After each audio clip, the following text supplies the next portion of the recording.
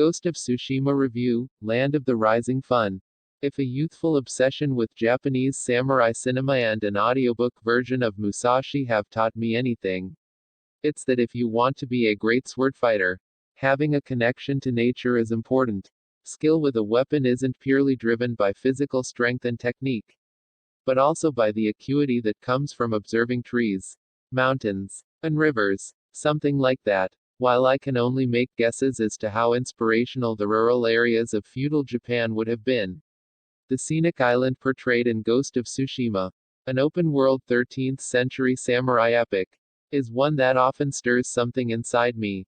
Beyond being a game centered around flashy sword fights and the journey of Jin Sakai to becoming a proto-ninja, Ghost of Tsushima invites you to lose yourself deeply in its grasslands, forests, and mountains. And though the tasks you're given often aren't as brilliant as the color of the leaves, there's certainly something wonderfully humbling about just riding your horse through this beautiful environment and taking it all in. And what an immediately beautiful world it is. Full of bold, saturated colors, grandiose weather effects, and an overabundance of windswept leaves, petals, butterflies, and other small particles that make every location feel alive. The island of Tsushima is a painter's palette. Vibrant red and yellow forests sit atop inviting green hills by day. Blinding sunsets soak everything in a deep orange. At night, bright white moonlight glistens off dark blue lakes and waterfalls to illuminate everything around you. The game has an option to turn everything black and white in order to mimic the samurai films of Akira Kurosawa. But using it forgoes Tsushima's own distinct visual identity. At times, it almost feels as if art direction is trying a little bit too hard to draw attention to itself. And Ghost of Tsushima certainly makes a concerted effort to try and absorb you into its radiant world even further with its deliberate lack of navigational information. There's no option for an on-screen mini-map or a compass to see which way you're going. And objective markers are barely there. Instead, the game features an in-world device called Guiding Wind, in which the game's plethora of organic particles will subtly fall towards the location of whatever objective you need to reach. A swipe of the DualShock's touchpad will magically and visibly summon a strong gust that kicks up even more particles in an almost comically self-indulgent way, which acts as a more obvious nudge in the right direction. It's a great system, without anything to draw your eyes away from your character and the world. The guiding wind pushes you to pay more attention to your surroundings, to let you more quickly internalize key landmarks that help you to get your bearings more easily later on, or just to feast your eyes. Other in-world devices, like plumes of smoke, flying songbirds, foxes, torii gates, talkative non-player characters, and more help to guide, or rather, distract, you toward new activities.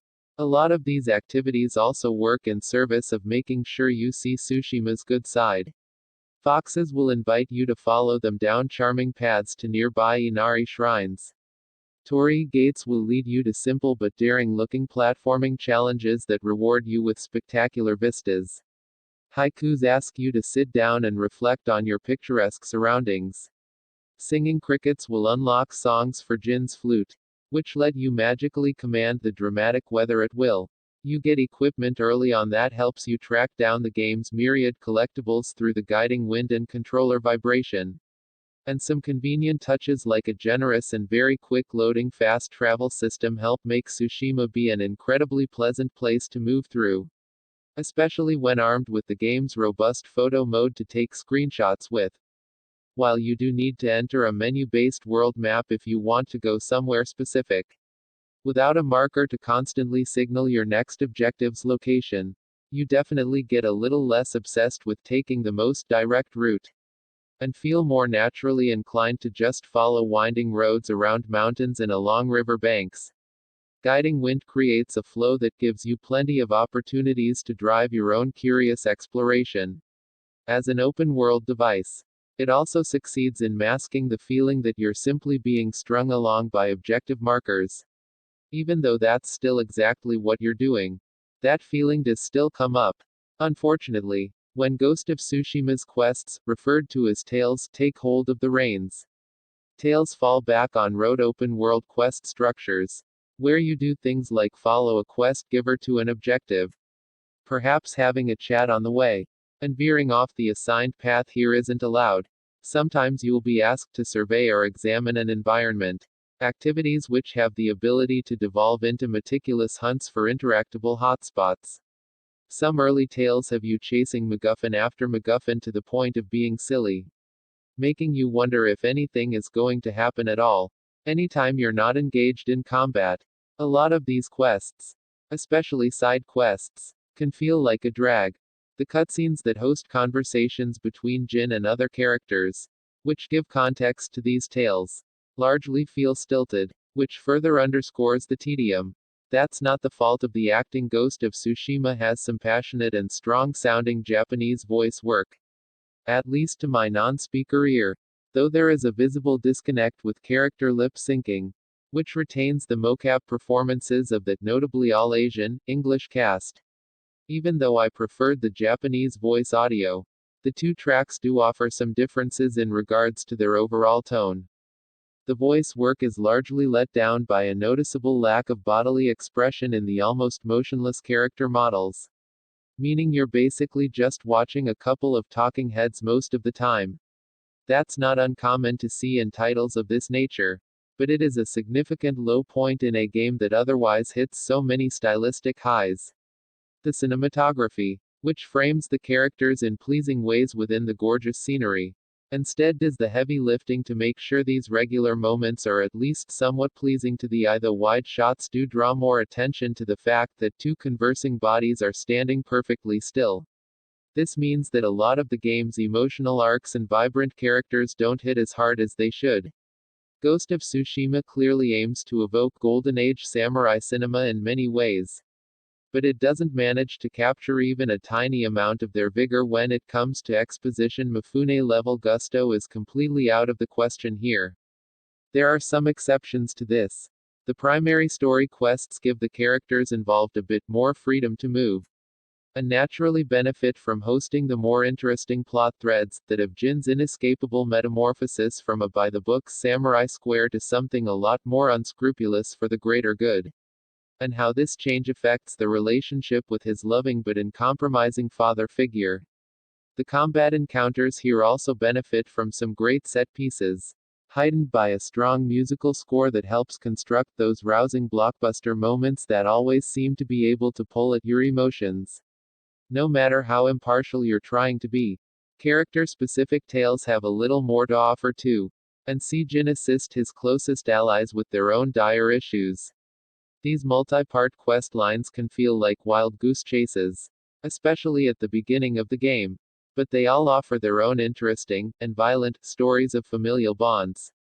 One of the game's major running themes, mythic tales, are Ghost of Tsushima's most interesting quest offering, though they are few in number.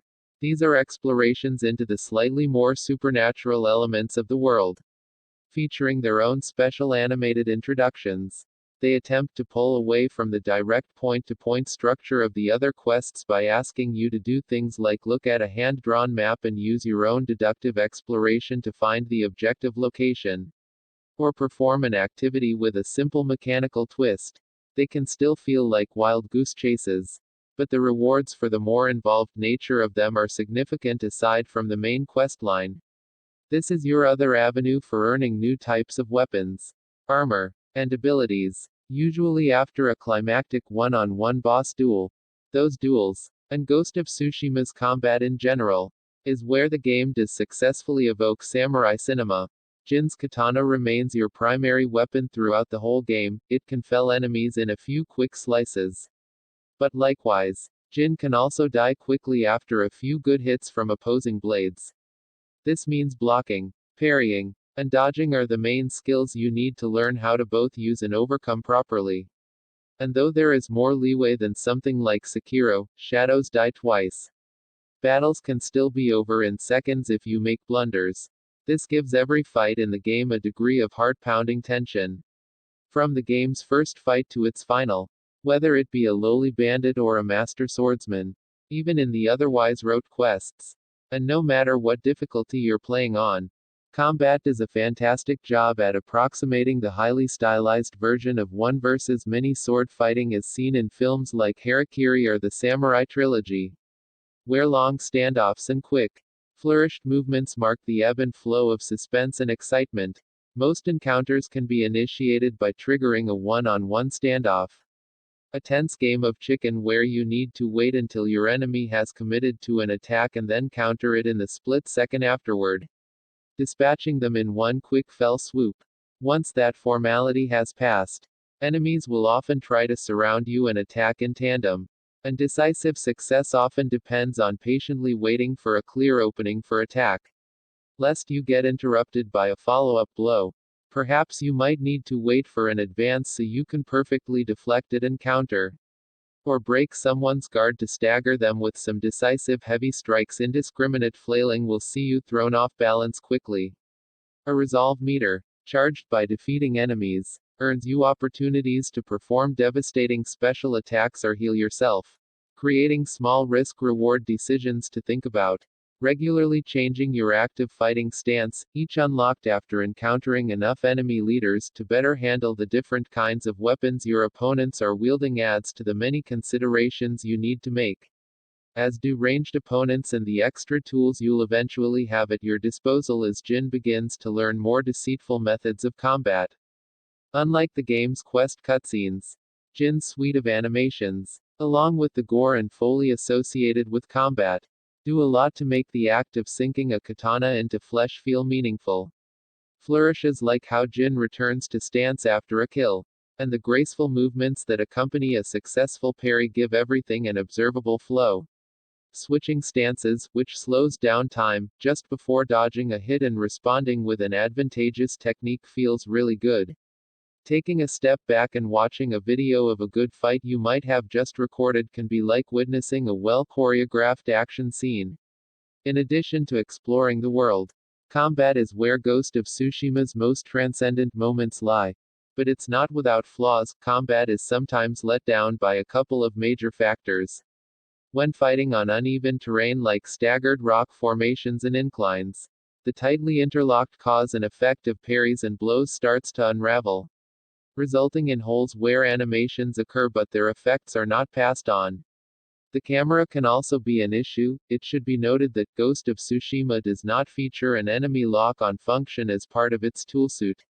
Presumably, this is because enemies are constantly attacking from all directions, and you should always have the ability to react quickly, but continually having to worry about the camera in order to keep an eye on every enemy within attack range, while also thinking about parrying, executing attack strings, switching stances, dodging ranged projectiles, and keeping your health up so you don't die on the next hit can sometimes be a little much. Your right thumb will be moving back and forth between the analog stick and the face buttons more than usual when you're fighting in an open, grassy field, and the camera actually pulls back a bit to frame the dozens of enemies closing in on you. Ghost of Tsushima's sword fighting is absolutely sublime, but conditions aren't always perfect. The biggest camera issues regularly arise when fighting in tight spaces indoors, or in cluttered areas like enemy encampments, of which there are many, where tents, fences, crates, and other such environmental objects exist. Too often you will find yourself in a situation where a solid object will be blocking your vision of Jin, your enemies, or more importantly, your enemy's weapons. All enemy attacks have a visible tell, and in the case of stronger, unblockable attacks, they have distinctive red glints moments before they occur.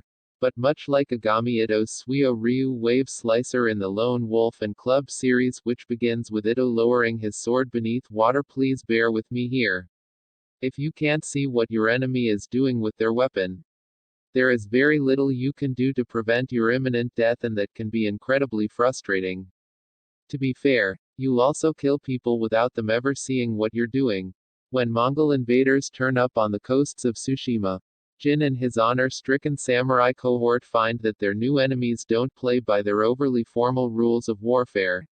Jin very quickly learns to accept that he'll need to adopt more deceitful and vicious tactics to combat the overwhelming occupation of the island, meaning he'll have to get used to hiding in the shadows, stabbing people in the back, and using a variety of tools to give himself an unfair advantage, warfare tactics that were reportedly unheard of in 13th century Japan. A viable option in most scenarios. Stealth is a relatively uncomplicated affair in Ghost of Tsushima. Enemies are often placed in convenient locations and are hard of hearing. Nearby neutral NPCs will hilariously react dramatically to your actions while enemies stand motionless. In the beginning, it also feels basic to a fault. I remember lamenting the fact that there was no way to hide bodies, even though guards are alerted upon discovering them. But as you quickly earn new ghost tools to use and upgrade your Tanto blade for quicker takedowns, it becomes clearer that it isn't a stealth game focused on barely slipping by unnoticed, though there are a number of annoying instant fail stealth entailing quests. But one where you want to see how quickly and viciously you can take down everyone in the vicinity. That ended up justifying the inability to hide bodies, on top of explaining why Jin's footsteps are silent to begin with, and how he managed to already be a fearless climbing master. Even after I had completed the game's main quest, I gained a lot of enjoyment from using the remaining enemy encampments as playgrounds to terrorize soldiers. I'd get creative with distraction tools, use more environmental kills, turn enemies against one another with hallucinogenic darts, and hone my super long-range grenade-throwing arm from the safety of a dark rooftop I clambered onto with a grappling hook. Ghost of Tsushima's story hits hard in the game's third and final act, and ends in spectacular fashion. It left me with the same kinds of strong emotions I felt at the end of all my favorite samurai film epics, and had me eager to watch them all again. The game hits a lot of fantastic cinematic highs, and those ultimately lift it above the trappings of its familiar open-world quest design and all the innate weaknesses that come with it, but those imperfections and dull edges are definitely still there. Ghost of Tsushima is at its best when you're riding your horse and taking in the beautiful world on your own terms, armed with a sword and a screenshot button, allowing the environmental cues and your own curiosity to guide you. It's not quite a Criterion classic, but a lot of the time it sure looks like one. Ubisoft announces a bunch of release dates. Cyberpunk 2077 not coming to Game Pass. And Microsoft believes in cross-gen. January, February, March, April, May, June, July, August, September, October, November, December 12 sextillion 345 quintillion 678 quatuordecillion 910 tridecillion 111 duodecillion 213 undecillion 141 decillion 516 nonillion 171 octillion 819 septillion 202 sextillion 122 quintillion 232 quadrillion 425 trillion 262 billion 728 million 293,031 year 2000